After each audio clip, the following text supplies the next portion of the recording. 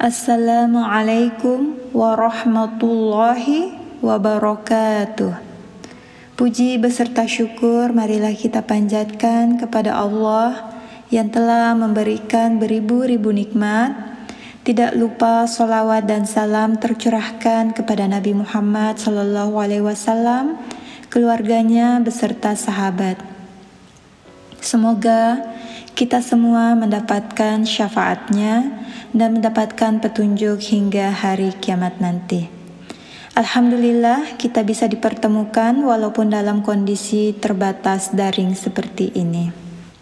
Saudara-saudariku, setiap orang memiliki nikmat dan ujian masing-masing. Kita terkadang melihat ujian orang lain sebagai nikmat. Apalagi sekarang hampir semua orang memperlihatkan pencapaiannya di sosial media, secara tidak langsung akan stimulating otak kita untuk berpikir, wah dia bahagia, wah dia beruntung sekali. Dan bahayanya kalau kita berpikir, Allah tidak adil ya, dia kan tidak sholat, dia tidak mengaji, dia kan tukang maksiat. Masya Allah, jangan sampai kita menjadi tukang mencatat dosa orang-orang di sekitar kita.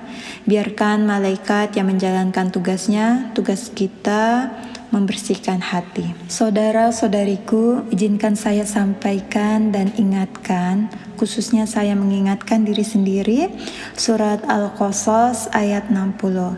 Dan apa saja kekayaan, jabatan, keturunan yang diberikan kepada kamu, maka itu adalah kesenangan hidup duniawi dan hiasannya. Sedang apa yang di sisi Allah adalah lebih baik dan lebih kekal. Tidakkah kamu mengerti? Pada surat Al-Kahf ayat 46 dan At-Taqabun ayat 15 juga ditegaskan bahwa harta dan anak-anak adalah perhiasan. Namun manusia seringkali iri dan menjadikan harta, jabatan, dan anak-anak sebagai parameter kesuksesan. Padahal sudah disampaikan berkali-kali bahwa itu semua adalah cobaan. Mari kita lihat keadaan di masyarakat kita. Seseorang yang memiliki jabatan sangat dekat sekali dengan ujian kejujuran. Misalnya, kita melihat tindakan markup dana proyek. Dan kita tidak bisa ngomong karena pelakunya adalah bos dan teman-teman kantor. Akhirnya kita diam saja. Dan kondisi terburuk malah kadang kita ikut membantu menulis laporan. Kita mengetahui sesuatu yang salah, tapi kita tidak bisa bicara karena rasa takut kita ke bos dan untuk mengamankan posisi itu lebih besar dibanding rasa takut kita kepada Allah dan hari akhir. Contoh lainnya, jabatan adalah ujian buat istri. Suaminya sih biasa-biasa saja, tapi yang kena ujian adalah si istri. Misalnya seorang bapak direktur yang memiliki istri, seorang ibu sosialita. Dan kemana-mana si ibu akan memperkenalkan diri sebagai ibu direktur. Padahal yang direktur suaminya. Jadi yang kena ujian di sini adalah si istri. Baik, kita lanjut. Harta di sini bisa bermakna ilmu atau harta berupa materi atau harta berupa anak atau harta berupa apa saja. Oke, kita lihat di sekitar kita. Kita melihat banyak orang yang berilmu, titelnya bahkan lebih panjang dari namanya. Sampai kita susah menyebutnya, ini apa ya? Gelarnya ini dapat dari mana ya? Ini bidang apa ya? Dengan panjangnya titel itu, belum tentu dia berakhlak. Ini karena ilmu itu adalah ujian. Bahkan kadang mereka tuh merasa lebih pintar dan menganggap remeh orang-orang yang tidak sepadan dengan level pendidikannya. Subhanallah, semoga kita dijauhkan dari rasa sombong dengan ilmu kita. Padahal ilmu kita hanya sedikit. Kita lanjutkan ke harta materi. Ini jelas sekali adalah ujian, tapi kadang kita lalai dan mulai berfoya-foya karena berpikir ini adalah hasil kerja saya dan saya berhak untuk menikmatinya. Sampai kita kadang lupa, kita dengan bangga punya koleksi sepatu, tas, baju yang matching warnanya, matching polanya, yang bikin OOTD kita, outfit of the day, kita stunning. Bahkan kita seperti brand ambassador, seperti koleksinya mulai dari atas sampai bawah, koleksi dari Hermes atau Louis Vuitton. Mungkin sebagian orang merasa bangga kalau menggunakan barang-barang mewah dan punya banyak barang. Apakah salah kita memiliki barang banyak dan barang mewah? Oh, tentu tidak salah. Yang salah kalau berlebihan. Dan harus kita ingat, barang-barang yang kita punya itu nanti akan diminta pertanggungjawabannya di hari akhir. Siapkan jawaban terbaik buat itu. Karena interviewnya akan berlangsung lama. Apalagi kalau lemari baju kita, ya bisa lihat lemari masing-masing.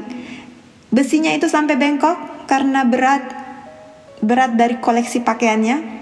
Besi saja sampai bengkok karena beratnya pakaian itu. Apalagi nanti di hari akhir. Jadi kita harus siapkan jawaban terbaik. Dipakai untuk apa koleksi-koleksi itu? Dipakai untuk sosialita, kemudian show up ke teman-teman. I have a new collection. This is summer edition. Toyib, kita lanjutkan. Nanti akan banyak tersinggung kalau kita bahas tentang koleksi fashion, termasuk saya mungkin. Dan saya ngambek, gak mau lanjutin ceramahnya. Oke, selanjutnya kita bahas tentang anak adalah ujian. Sebagai orang tua, tentu kita bangga sekali dengan pencapaian anak kita, dengan prestasinya di sekolah.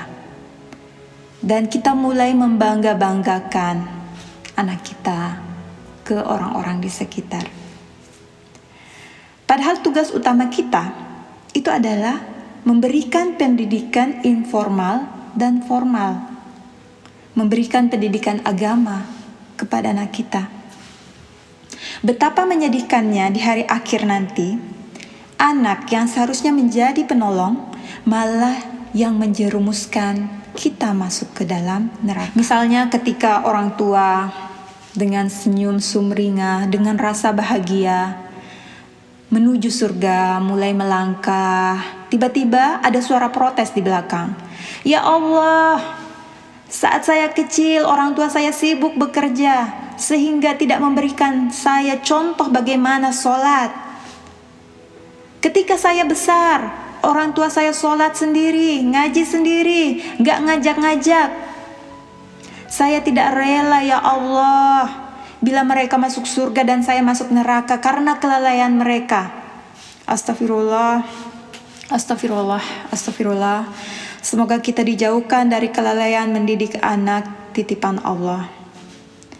Jadi saudara-saudaraku, janganlah kita iri terhadap pencapaian dunia seseorang.